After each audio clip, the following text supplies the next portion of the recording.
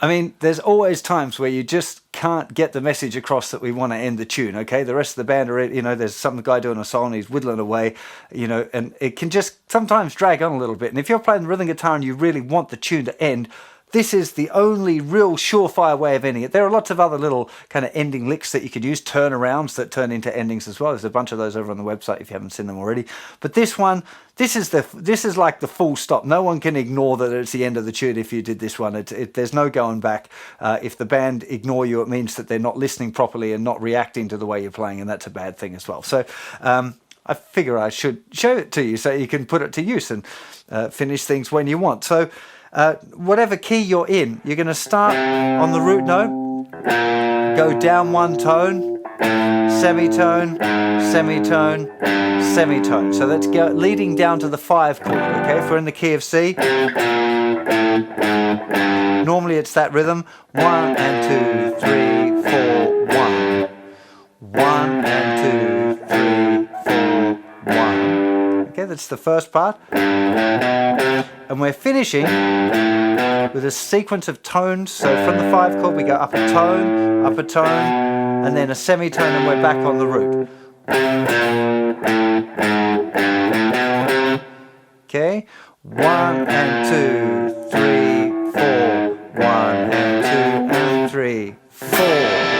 Okay, it's that playing that chord on beat 4 as well is kind of that's the point where there's no going back. Before that, you could possibly sneak around by playing the 5 chord instead of the 1 chord, meaning in the key of C we could play a G7 chord, and that would kind of allow the sequence to go around again. But we don't want that. We want to finish it. So that's it. End of the tune. Okay? Now, you need to be aware of these tones and semitones thing. I think it's the easiest way to think about it. So if we're doing, that's in the key of C. I picked that key so you can kind of nicely see where it fits on the guitar net. But quite often you'll find that it doesn't quite work out as smoothly as that. If we're in the key of E, we can still use that same pattern. So down a tone, semitone, semitone. There's the 5 chord, up a tone, to semitone. If we were in the key of D, we'd end up having to go back to the open string, or okay, down to the A here. Again, C chord from here if we were in this part of the neck. Okay, worth realizing that the climb up there from the G, it's like going up the major scale. Tone, tone, semitone. One of the things you should definitely be doing is trying it out in every key, particularly all of the common keys that you might play in. So definitely E and C and A and G. If we're doing it in the key of G, we end up with this kind of situation where we can't go all of the way down from here. Semitone again, we have to jump up the octave, and that sounds a little bit odd that way. So I'd probably be more inclined to go. So from the G, I know that I've got to go down a tone, which is the note F, but instead of going down, I'll go up to the neck, up to the note F instead of down to it. Okay, there's quite a few different ending chords. 9 chords are really good, 13 chords are really good, 6/9 chords are really good, 6 chords are good. There's quite a few different choices that you've got for that ending chord, or just a regular major chord would work just as well. But do practice around in the different keys. Try and get into the flow of it, so play around a whole 12-bar blues and make sure that you can come in at the right time.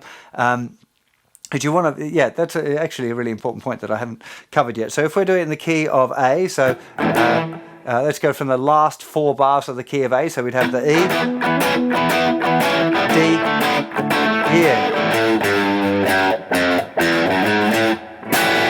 That's where it's coming in. So in the 11th bar of a 12-bar blues, okay? Don't leave it too late. It's not in the last bar like some other turnarounds are. You're going to come right in on there on bar 11. So you'd have this bar 1, 2, 3, 4, 5, 6, 7, 8 on bar 9, 10,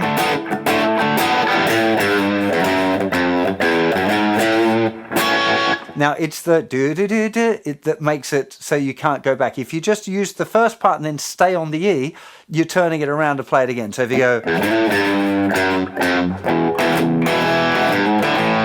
and now you're turning it back around. So it's really that's the bit that's just like undeniable, it's the end of the tune. Okay, so work that through. Make sure you play your whole 12 bar sequence there, and bar 11 you're going to jump down and start playing this finishing lick, and then practice being able to do it so that it feels effortless for you to be able to call that. If you're jamming a blues and you want to finish the tune, then you've got a really cool tool for doing that. So I hope you dig on this lesson. Do remember that there's a really comprehensive blues rhythm guitar course that you might find interesting if you've enjoyed this lesson, as well as the Blues League guitar courses and hundreds more lessons there, all for free over on the website. If you haven't been to check it out for a little while, it's looking pretty fancy now, all sorts of new features, so do check it out, and the link below, and I'll see you for plenty more very soon. You take care of yourselves. Bye bye.